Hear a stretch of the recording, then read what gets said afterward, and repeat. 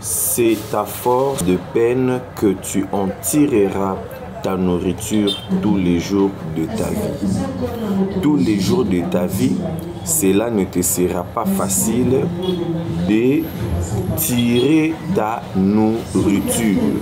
Genèse chapitre 3, verset 17. Et autant à peine à Genèse, toujours chapitre 3, verset 19. C'est à la sueur de ton front, à la sueur de ton visage, que tu mangeras du pain jusqu'à ce que tu retournes dans la terre d'où tu as été pris, car tu es poussière et tu retourneras dans la poussière. Mais ce qui nous retient, c'est la partie A de ce verset. C'est à la sueur de ton visage que tu mangeras du pain jusqu'à ce que tu retourneras dans la terre. Et alors, bonjour bien-aimés dans le Seigneur. Nengana sololano lokomo mukie. Na quelques mois, na remarqué TikTok nanga imbala moko komi na 1000 abonnés au-delà même. Et quand je vis ça, j'ai dit merci à Dieu. Je m'excuse, merci Nanzambe. Puisque il y a de ceux oyo na kuta bango déjà babanda pe TikTok oyo. Et jusqu'au jour d'aujourd'hui, 1000 abonnés, 500, à 100 abonnés. Et rien n'est gratuit dans la vie. Pour na 1000 abonnés, ils ont qui est facilité. C'est-à-dire que nayebi kocha oezali ba force topé ba énergie nangai. Naebi kotia oezali mbongo nanga ya méga pour nos somba méga pour te dire que ce n'est pas facile na cause à peine sombe loko pour na lia. Mais na lobité na ta méga pour na se connecter na ça la évangélisation na réseaux sociaux na TikTok. Et puis malgré mbongo nanga ko somba méga chaque jour, ba investissement nanga wana et permettre nanga ite na mukolo moko na atteindre 1000 abonnés to na 2 jours non. C'est-à-dire que ko banda de le premier jour na bandaki tu na lelo oyoyo, c'est-à-dire que 18 ans. Et j'ai remarqué intercation, il y a des jours où na bande ko publier, c'est-à-dire que na bande ko zwambongo te. Mais malgré ça, na se découragé à quitter na mukolo mususu, malgré donatala qui nombre d'abonnés te, mais natala qui premièrement le service au ngai non sala. Et aujourd'hui là, je suis devenu partenaire na TikTok. Il y a que Nakosa la Peba Live. Il y a que je peux aussi gagner quelque chose. Je peux aussi tirer les miels là-dessus. Nakatia TikTok. Bien-aimé dans le Seigneur, yo oyo zela kamobali ya kabela yo. Yo oyo ozela randeko na yo azana poto azwa mbongo atela yo asombelelo lupango parce qu'il y a des gens jusque là à ça la raté sur retourner azo rêver azo kanisa azo zela kaka mobali moko ministre aya pour aya il y a des préalables. Même Jésus pour les lois assis à la droite du Père pour entrer Nzambe Nabisoye azala na kati kati pour ma commission que nul ne va au Père sans pourtant passer par moi. Il a porté la croix. Bande konanga na se ya moyu oyo. Il faut accepter de porter la croix. Ce qui lelo memi koulouz yebete tango kokoma na ekoulouz wango na lieu de crâne. Ça ne sera plus toi qui va porter la croix. Maintenant, ça sera la croix qui va t'apporter. Et dans la place verset où Yorofanda, ah oui, ça m'a ramba prophétité. Yorofanda, na mukanda ya jeunesse, na répété yango, ndeko, teka makala, teka nguba, yekola métier, yekola kotoroshone, loko anga ona ebi kotoroshone, yekola kokombola.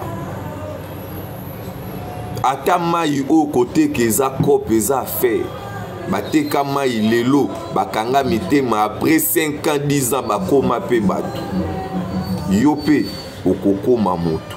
Mais ba principe oyo ya nature esengeli na yo kosalela yango. Après la chute de l'homme sur la terre, Zamba zo déclaré likolo ya mutu, likolo ya ngana yo. Zamba zo déclaré alobi boyi parce que Nzamba lakela mutu te, Zamba lakela nde mabele. Landa verset au très bien s'il vous plaît. Landa verset au Mokanda ya Genèse chapitre 3 na bandi na verset 17. Il dit à l'homme, ayebisi mutu, puisque tu as écouté la voix de ta femme, po ete yo oyoki mongongo ya mwasi na yo, na place que oyoka mongongo na ngai Nzambe, yango zomona ebele bazo souffrir, vivite, mbongo te, santé te, eloko te, esika kolala te, nini te. Pourquoi? Parce que vous n'avez pas écouté la voix de l'Éternel. Vous avez préféré à quoi écouter voix ya mokili, voix mensongère. La Bible nous dit ceci. Et que tu as mangé de l'arbre au sujet duquel je t'avais donné cet ordre, tu n'en mangeras point, au sujet duquel je t'avais donné de l'ordre. Mutamoni ke arbre ya connaissance ya nangwana na katsa zamba do ana be forte ya osala awozaka po yango eza déjà wana parce que ba arbre mususu po mbuma na yango bima esenga temps esenga foza na patience lokola ya manga ezwaka temps po ebota même lidame ezwaka temps po ebota. Zala patient pour les locaux eza mûr. Lokola yango ezala na ngwana eza disponible donc motema na yo ezobeta kaka mobali wana ya batu wana mwasi ya batu wana mbongo wana ya batu wana donc il faut eza na maboko muto donc yo il faut yibango kako zekotaka na poche na yo de facilité muto akembi na bandenge moko boye yo yeka kozui ne me pas la facilité. Vous savez, eloko oyo zolia na ba effort oyo sali et puis ça santé malamu même atongo peso bana na yo au monde que tes enfants aussi hein donc bolia mbonga papa na bango souffrir et puis ça na bana mayele mbonga kimuyibi et puis ça bana kindoki yana batu musu bazwa kindoki pa ba parents na bango papa yiba ke loko abatu mama yiba ke loko abata kenda te kazwa mbongo ya pour laisser bana. Tu as investi une arsenal ya malheur et que vous vous retrouvez dans cette situation, contactez ngai mosali na Nzambe to longola yango. Bible lobini. Le lobby, le sol sera maudit à cause de toi, mabele. Pona kozanga kondima na yo. Le sol sera maudit. Ensuite, c'est à force de peine que tu en tireras ta nourriture tous les jours de ta vie. C'est à force de peine que tu en...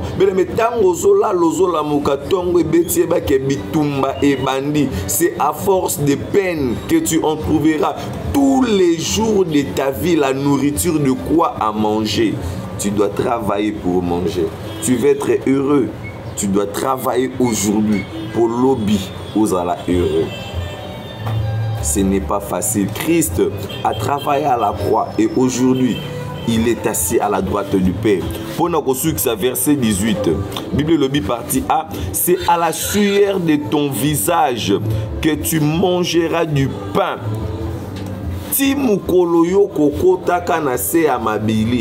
Tant que tu n'as pas encore de bien-aimé ta vie, ce n'est personne qui viendra pour fournir des efforts pour y réussir.